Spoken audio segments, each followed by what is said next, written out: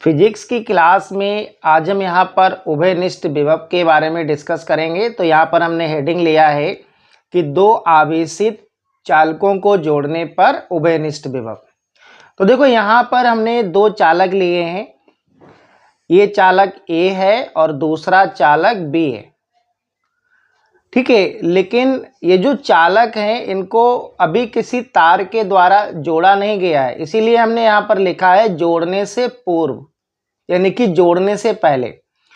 तो जिस टाइप से हम आपको समझा रहे हैं थ्योरी को बिल्कुल ऐसे ही याद करना है और लिखना भी है। तो देखो आप मान लेना कि माना दो चालक A और B, चालक A की धारिता C1 और चालक B की धारिता C2 है, और जब चालक A को Q1 आवेश दिया जाता है, जब चालक A को Q1 आवेश दिया जाता है तो इसकी ऊर्जा U1 हो जाती है।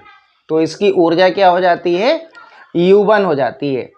ऐसे ही आप बोल सकते हो कि जब चालक B को Q2 आवेश दिया जाता है तब इसकी ऊर्जा U2 हो जाती है, ठीक है। यहाँ पर हमने इसकी वैल्यू रखी है क्योंकि U इक्वल टू क्या होता है, 1/2 CB² होता है। ये पहला चालक है तो यहाँ पर U1 बराबर क्या हो जाएगा, 1/2 C1B1²। और दूसरे चालक के लिए ऊर्जा क्या हो जाएगी, U2 बराबर 1/2 C2B2²। तो आपको समझ में आ गया होगा। यहाँ पर हमने क्या किए, दो चालक लिए हैं जिनको अभी किसी तार से जोड़ा नहीं गया है, ठीक है। तो आप मान लेना कि माना A और B दो चालक हैं, चालक A की धारिता C1 और चालक B की धारिता C2 है। जब चालक A को Q1 आवेश दिया जाता है तो इसकी ऊर्जा U1 हो जाती है, और जब चालक B को Q2 आवेश दिया जाता है तो इसकी ऊर्जा U2 हो जाती है, ठीक है। तो ये जो घटना है ये चालक को जोड़ने से पहले की है। अब देखो इसके आगे अगर हम लोग डिस्कस करेंगे तो यहाँ पर दो डायग्राम हमने और बनाए हैं कि चालक को किसी तार से जोड़ने के बाद ऊर्जा। तो आप ध्यान रखना, चालक आपके पास दो हैं, A और B क्या हैं, दो चालक हैं, और चालक A की धारिता C1 है और चालक B की धारिता C2 है। अब देखो जब हम दो चालकों को किसी तार से जोड़ देंगे, देखो यहाँ पर तार से जोड़ा गया है, तो विभव जो होगा वो उच्च विभव वाले चालक से निम्न विभव वाले चालक की ओर विभव क्या होगा, प्रवाहित होगा। और कब तक होगा, जब तक दोनों चालकों पर विभव कैसा, समान ना हो जाए, ठीक है। तो उस कंडीशन में जब दोनों चालकों पर विभव समान हो जाएगा तो उसको ही हम बोलेंगे क्या, उभयनिष्ठ विभव, ठीक है। तो दोनों चालकों को जोड़ने के बाद जो ऊर्जा का सूत्र आएगा वो होगा U इक्वल टू 1/2 CB²। लेकिन ध्यान रखना यहाँ पर ये जो C है ये C1 + C2 है, ठीक है। V ऐसे ही रहेगा, ये B1 + B2 नहीं होगा। तो जब हमने दोनों चालकों को जोड़ा है तो आवेश को Q1 डैश से दिखा दिया और दूसरे पर आवेश को Q2 डैश से दिखा दिया, ठीक है। यहाँ पर देखो इसको हमने किसी तार के द्वारा जोड़ा है। तो अभी हमने आपको यही बताया था कि जब दो चालकों को किसी तार से जोड़ेंगे तो विभव जो होगा उच्च विभव वाले चालक से निम्न विभव वाले चालक की ओर प्रवाहित होगा। कब तक होगा, जब तक कि दोनों चालकों पर विभव समान ना हो जाए। तो देखो इससे रिलेटिव हमने यहाँ पर थ्योरी मेंशन की है, जो हम आपको समझा रहे थे सेम वही थ्योरी है, बहुत आसानी से आपको याद हो जाएगी। कि माना दो चालक A व B हैं जिनकी धारिताएं C1 व C2 हैं।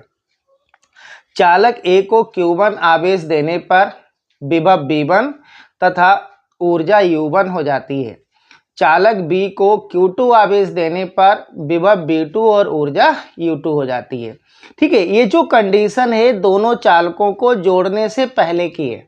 अब देखो यदि चालकों को किसी तार द्वारा जोड़ दें तो विभव उच्च विभव वाले चालक से निम्न विभव वाले चालक की ओर तब तक बहता रहता है जब तक कि दोनों चालकों पर विभव समान ना हो जाए। इस समान विभव को ही उभयनिष्ठ विभव बोलते हैं। तो बहुत आसानी से आप डायग्राम से ही थ्योरी को लिख सकते हो। तो देखो फिर उभयनिष्ठ विभव का फार्मूला क्या होगा, मैं यहाँ पर लिख रहा हूँ। ठीक है, उभयनिष्ठ विभव। अब देखो उभयनिष्ठ विभव, ये विभव लिखा है। ठीक है, उभयनिष्ठ विभव बराबर फार्मूला बन जाएगा आपका कुल आवेश और बटे में कुल धारिता।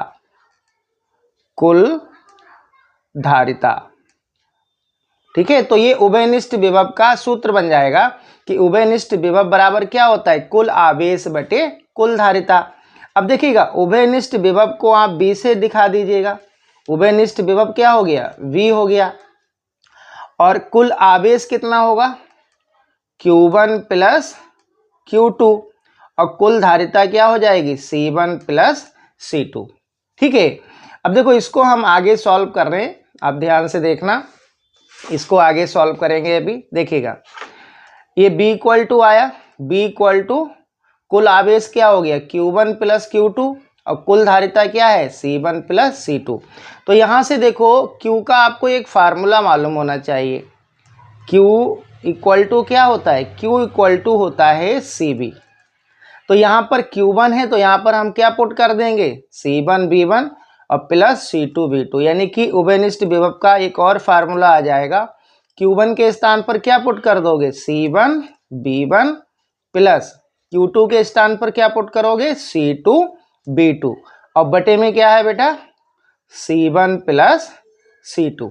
तो ये भी आपका उभयनिष्ठ विभव का फार्मूला बन जाएगा। ठीक है, ये आवेश के टर्म्स में है, आवेश और धारिता के टर्म्स में है, और ये वाला सूत्र आपका धारिता और विभव के टर्म्स में है। ठीक है, अब देखो इसके बाद मैं यहाँ पर लिख दे रहा हूँ, ये आपका उभयनिष्ठ विभव का सूत्र बन जाएगा। ठीक है, इसके बाद भी अगर हमें सॉल्व करना पड़े तो देखिएगा यहाँ पे मैं लिख रहा हूँ कि पुनर्वितरण के पश्चात, देखो पुनर्वितरण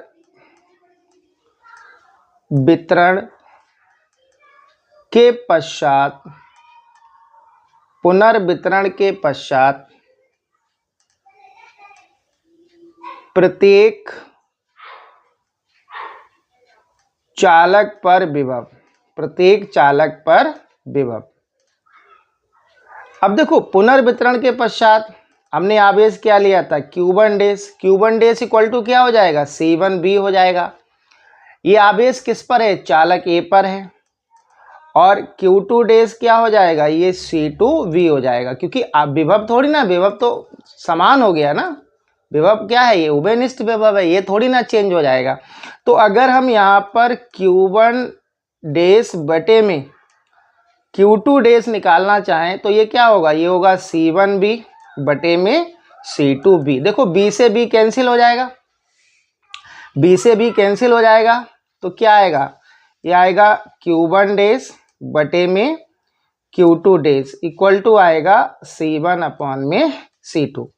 ठीक है, तो पुनर्वितरण के पश्चात यहाँ पर आपका आवेश का सूत्र क्या आ जाएगा। ठीक है, देखो ये आ जाएगा, आप ये लिख भी सकते हो कि अतः आवेशित चालक को जोड़ने पर आवेशों का जो पुनर्वितरण होता है वो उनकी धारिताओं के अनुपात में होता है, उनकी धारिताओं के अनुपात में होता है। तो आप यहाँ पर लिख सकते हो कि अतः आवेशित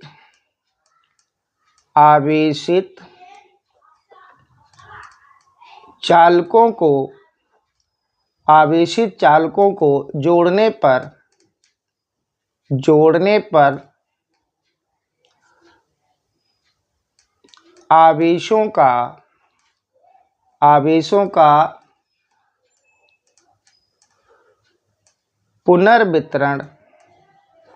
आवेशों का पुनर्वितरण उनकी धारिताओं